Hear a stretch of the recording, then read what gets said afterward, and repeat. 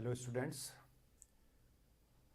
this is the course Guidance and Counseling, as you are well aware, and we are dealing this course in week number 8. Now today we are going to take the lecture number 4, and the title of the discussion will be Case Study: Objectives, Needs and Importance. What we are going to discuss in this lecture, let us analyze all these aspects. First of all, we will try to introduce our topic, that is the case studies, and we will understand what are the objectives of the case studies, and then there are different types of the case studies which can be conducted. It is also necessary to understand the different types of the studies, and then there are certain steps which are basically involved in the case studies. We will also explore those steps, and finally we will try to understand the limitations so that we can get adequate, or we can take adequate precautions for that, and finally we will conclude our lecture. So case studies, as the name itself indicate, we are basically using this technique to study a particular case. This case can be an individual, this case can be a group of students or group of people, and the case study is basically used for extensive evaluation of that group or that individual to understand all facets of his or her personality.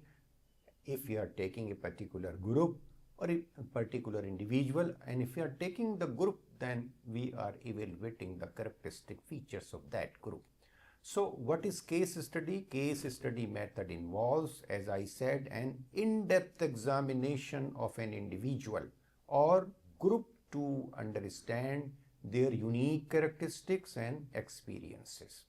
This method provides a holistic, personalized approach to guidance by allowing counselor to gather comprehensive data about the client's background, challenges and the future opportunities.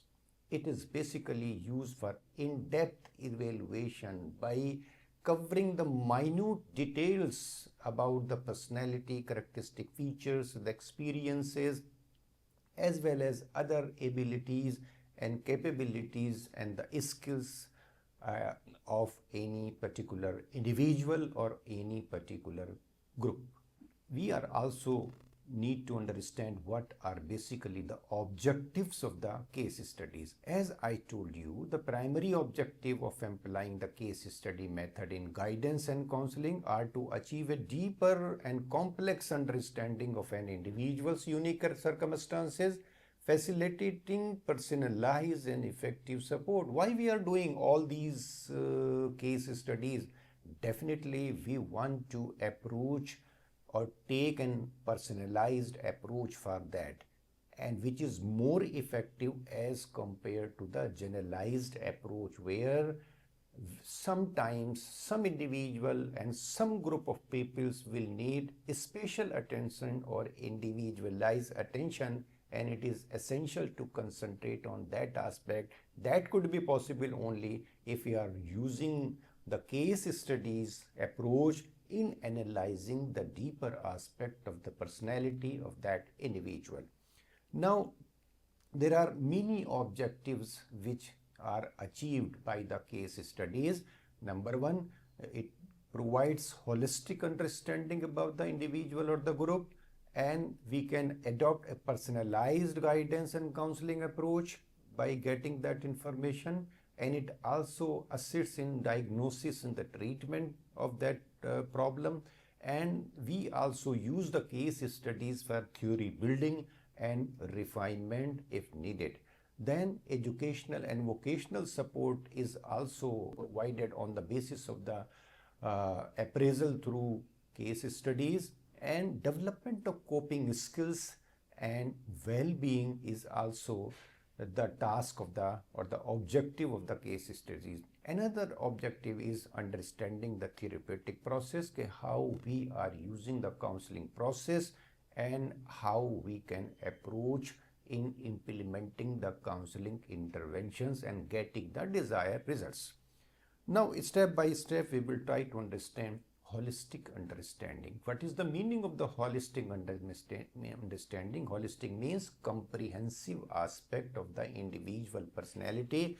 In a nutshell, we can say every individual's personality has three domains: cognitive domain, affective domain, and psychomotor domain. All aspects are taken into consideration. So, it provides, case study provides a holistic understanding about the individual. So, the objective is to gain a comprehensive view of the individual, considering a wide array of factors including his psychological aspect, social aspect, emotional aspect, environmental aspect, academic performance, and the career aspirations or the goals of the life. These are basically the number of facets of the individual personality, and by using the case study method, we are basically able to get a reliable or holistic information about the individual.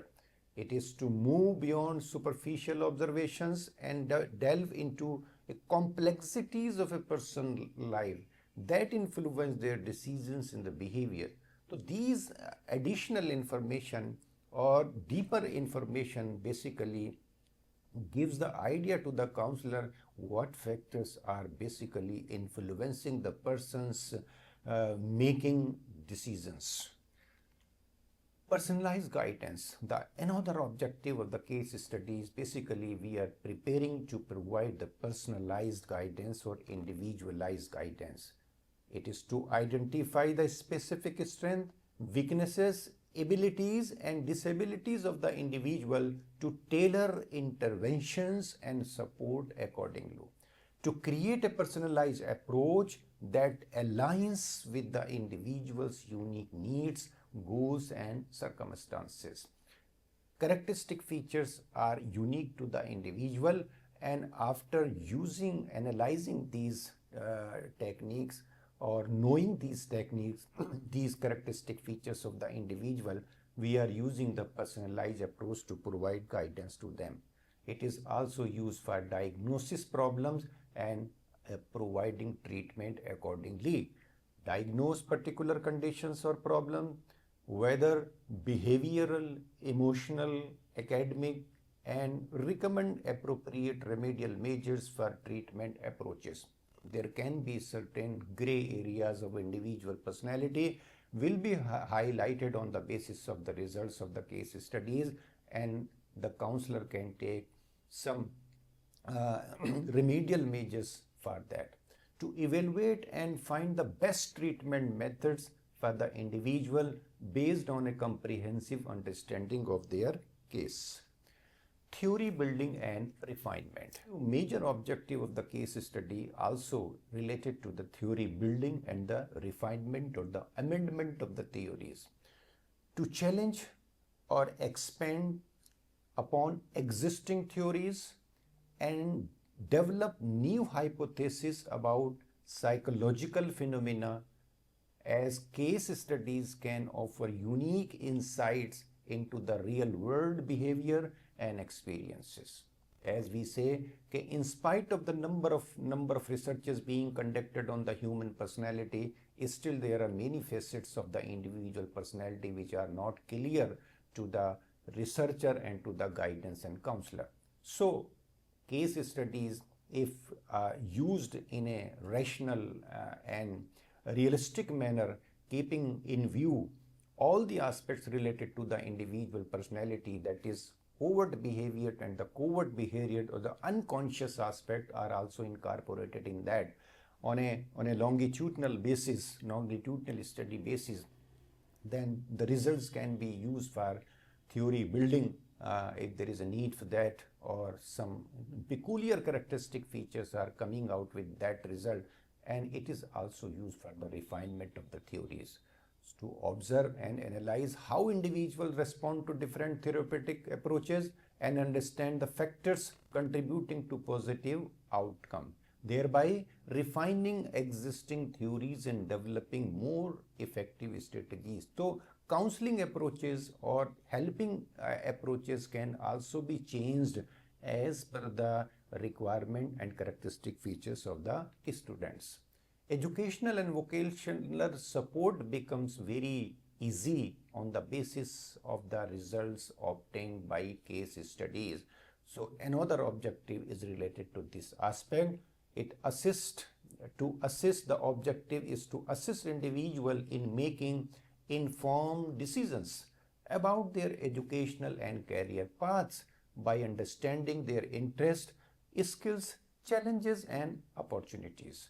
It is the objective is to help individuals navigate academic difficulties, identify suitable learning styles and address personal factors affecting their educational and professional growth, because educational aspect and vocational aspects are interlinked with each other. If the person is facing difficulty in educational areas, definitely he or she will not be able to well adjust in the vocational area.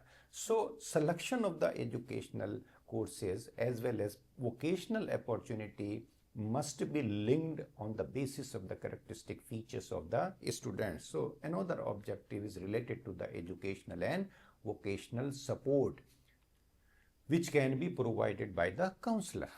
Sixth one is development of coping skills and well-being. The objective is to help individuals develop coping mechanisms and positive thinking patterns and to address challenges and improve their overall well-being, which is the ultimate objectives. So these development of coping skills and well-being are very important in making a better adjustment on the part of the individual. To facilitate personal growth by providing knowledge and to build resilience by giving certain inputs related to the problem and develop skills for long-term success beyond specific challenges. The objective, as you know, the objective of the guidance and the counseling is basically to prepare the student to learn the problem solving skills. He or she or the group of students can use those skills not only in one situation, rather they can utilize these skills whenever they are going to face difficulty in their future life, in which includes their pursuit in higher education as well as in job opportunities, and whenever they come across in their day-to-day life to face certain types of challenges, they will be able to cope up with that problems. And it is that is why these case studies are also helpful for the development of the coping skills, and ultimately the person leads a very satisfied life, that is the leads to the well-being of the individual. Understanding the counseling process to gain a better understanding of how helping interventions work over time and stages to change the clients undergoes, which can inform future counseling practices. Means whatever intentions we are implementing, either those interventions are giving the positive results. If there is a lacuna in implementation, then we can analyze or understand the counseling process and take necessary measures to correct that.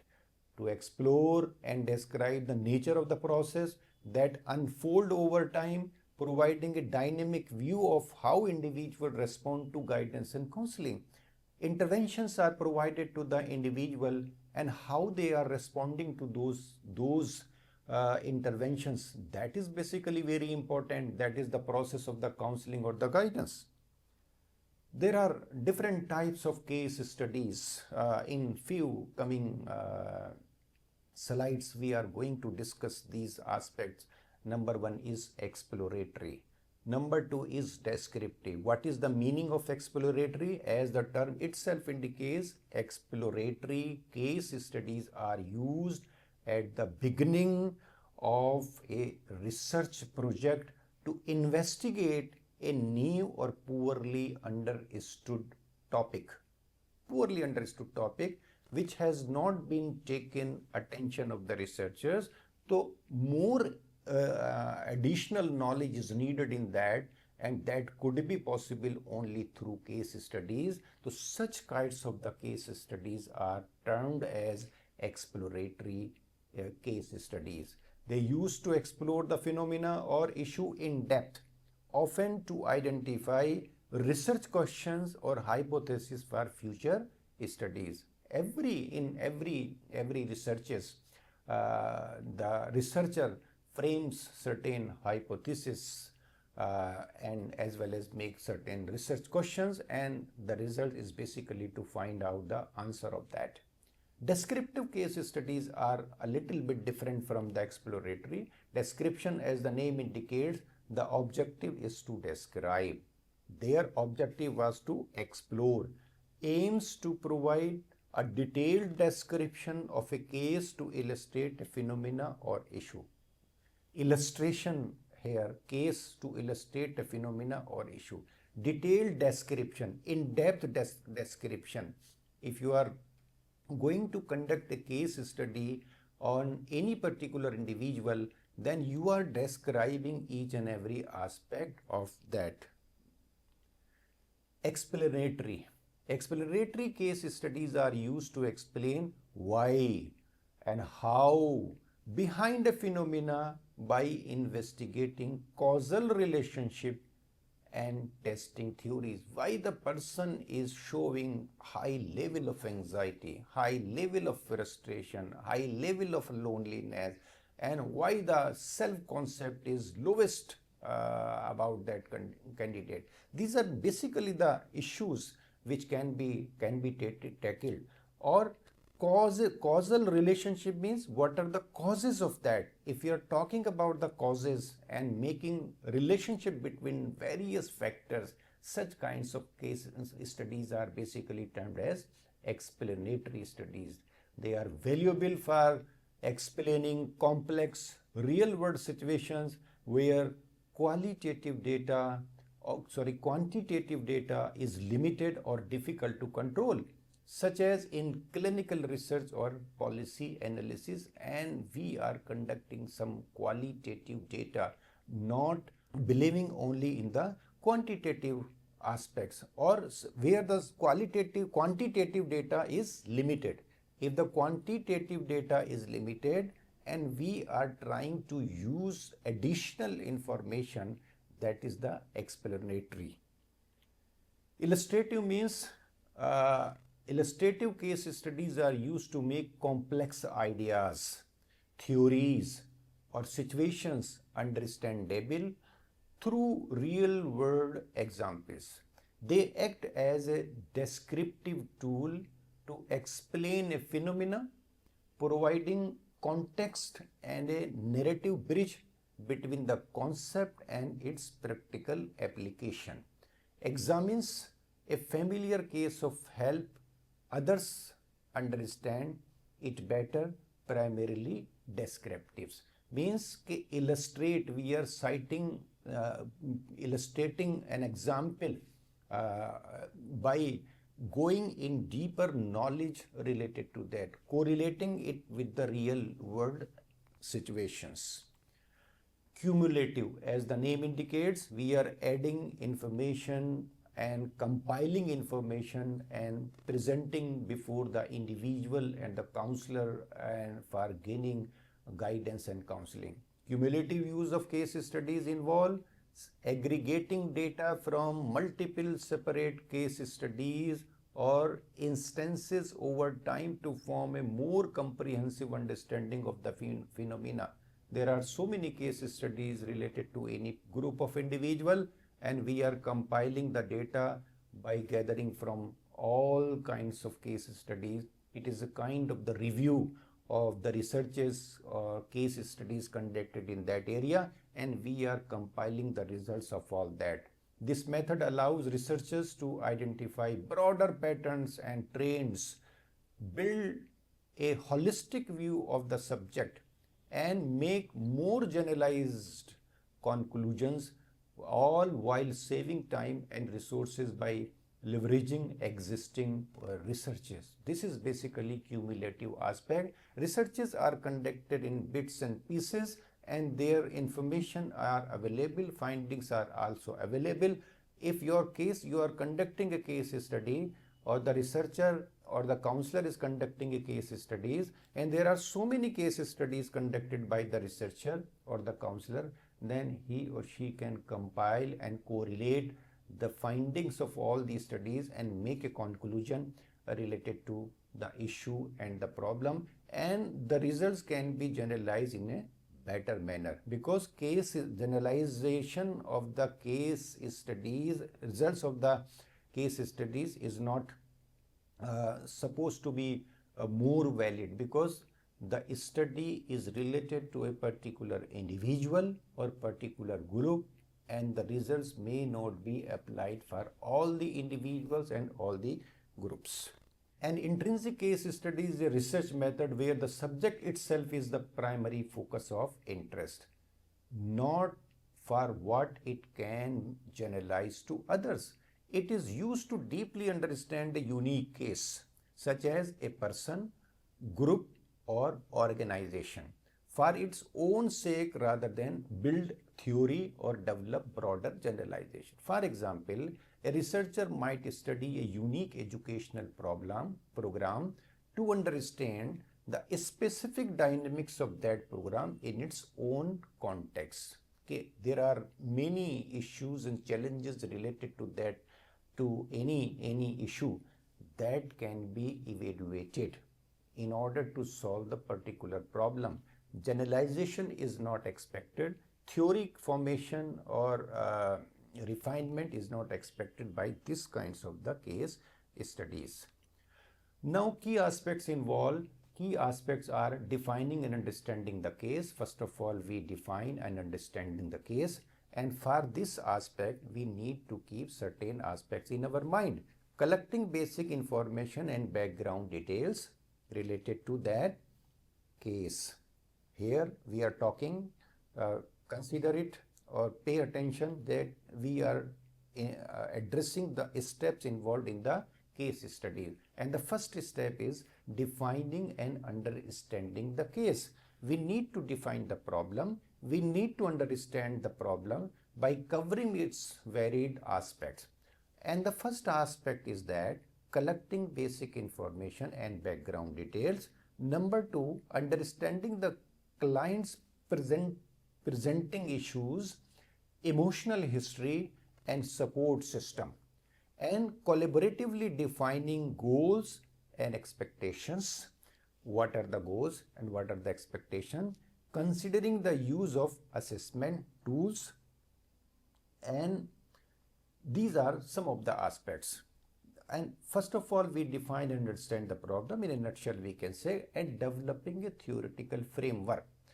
This step involves connecting the gathered information to relevant counseling theories and concepts to formulate a conceptual understanding of client's problem. After analyzing the problem, considering it from different angles, now we are basically involved in developing a theoretical framework. How this problem is associated to any particular theory of guidance and counseling, what are the conceptual understanding of that problem, and how it is related to the theoretical background.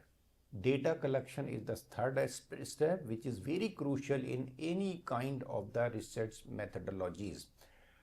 Diverse methods like interviews, observations, and potentially psychological test are used to gather a comprehensive understanding. Reviewing existing documents like medical or legal record can also provide insight. Whatever tools of data collections are available, whether they are standardized tests or they are not non-standardized tests, which we have already discussed, they must be used, and whatever existing information is available, that can be utilized to gain the data, collect the data related to the case. Analyzing and interpreting the data. This involves identifying patterns in the client's responses and factors contributing to their progress. Both qualitative and quantitative analysis can be applied, and combining different data sources together, source strengthens the findings. So this involves identifying patterns, analyzing and interpreting the data.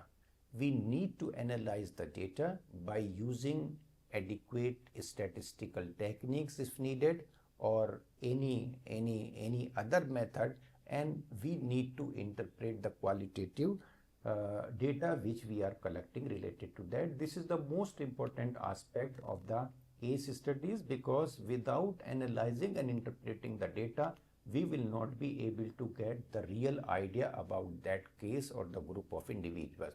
Developing and implementing interventions after analyzing and interpreting the data, the things become clear to the counselor. Where is the problem, what is the cause of the problem, and what kind of intervention techniques the counselor need to take. So based on the understanding from the case study, a tailored treatment plan with specific interventions is developed. Ethical guidelines must be followed, and flexibility and collaboration with the client are important at this stage. Monitoring and evaluating the process and outcome. The sixth stage, progress is tracked throughout therapy. Regular reflection and supervision are encouraged, culminating in a concluding evaluation to summarize the process, outcome, and goal achievement. Every task is basically related to the goal, related to the objectives, and the objective of the case studies is basically to provide the opportunities or interventions which are needed for the support of the individual, and we need to monitor and evaluate the entire counseling process and its outcome. What changes are seen in the behavior of the student, what kind of skills he or she has learned, it is very, very important. And if there is a need for reporting the finding, then we have to present entire report to the authorities or to the department or to whatever organization which is supporting that study. So if reporting the case study include information about the therapist, a description of the client, the theoretical approach used, assessment findings, the treatment plan, the course of therapy, and how the process of outcome were monitored and evaluated. For a detailed breakdown of what to include in each section of a case report, refer to the reference document. I have given, some references are also attached with that. If additional information is needed, then the reader of that report may consult that document. So with this, we are in a position to implement the case studies by involving few steps. And the first step is defining and understanding the case, then developing a theoretical framework related to that. And at third level, we are collecting the data, and we are analyzing and interpreting data at four stage, and at number 5, developing and implementing interventions, and monitoring and evaluating the process and outcome, and finally reporting the findings to the concerned authorities. Now there are certain limitations of the case studies, and these limitations are of serious kind because the case studies are supposed to be the subjective in nature at many juncture. Limited generalizability. Case studies often focus on a single case or a small group of cases, making it difficult to generalize the finding to other situations or populations. So the case findings of the case studies may not be applicable to the entire population. That is called the generalization of the result. So case studies are basically used for personalized approach and which can be used to the related aspects only. The specific context of a case study may be unique, making the results less applicable to other contexts. Then researchers' bias. Researchers' perspectives and interpretations can influence the analysis and conclusions of a case study, potentially introducing biases. Every researcher has its or his or her own personality. He has his ability to interpret, and this interpretation depends upon his knowledge and expertise that can vary from individual to the individual. Therefore, the results are influenced by the biases of the researcher. The researcher's personal opinions, assumptions, or preferences can affect the selection and interpretation of the data. Third limitation is time and resource intensive. Conducting comprehensive case studies require significant time and effort for data collection, analysis and interpretation, because we need to collect comprehensive analysis of the individual, and that is very important. So gathering in-depth data, especially through qualitative methods, can be time consuming. Case studies may also require substantial financial investment and human resources also. Because you are involved in the deep study and covering various aspects of that, and there will be need of regular engagement in that task. That will also make your efforts. You have to make the efforts, you have to spend money for that, and you have to use your time for also. So sometimes time and resource issues are associated with the case studies. Difficulty in replication. The unique circumstances of a case study can make it difficult to replicate the study in other settings or with other participants. The case study is unique. The behavior shown by the individual in one situation may not be the same, or similar conditions cannot be created again. So it is very, very difficult to replicate the case studies. Variations in the context, participants, or researchers' approach can hinder replication. If I am conducting a case study and presenting the results on certain case or group of students, other researcher is conducting the study, his perspective can be different, his criteria can be different, and it is creating trouble for that. Subjectivity in data interpretation is always, as I said in previous slide, explain, case studies often involve qualitative data, which requires interpretation by the researcher.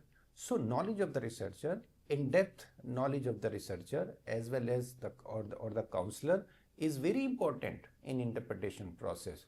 This interpretation can be influenced by the researcher's biases and perspectives, potentially affecting the reliability and validity of the results.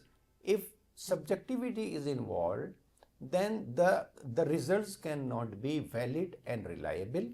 We need to understand it, because reliability and validity is the most important characteristic features of any test.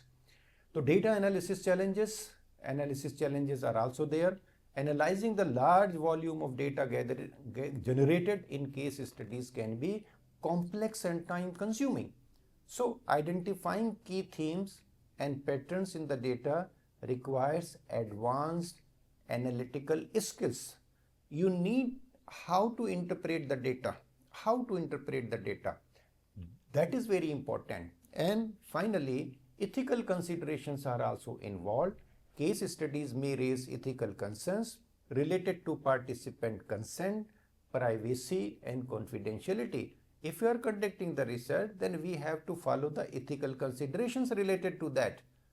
And we need to take in confidence to the respondent or the group of students on which we are conducting the study, and we need to take care of their privacy, and we need to make the confidentiality about showing that. So finally, let us conclude.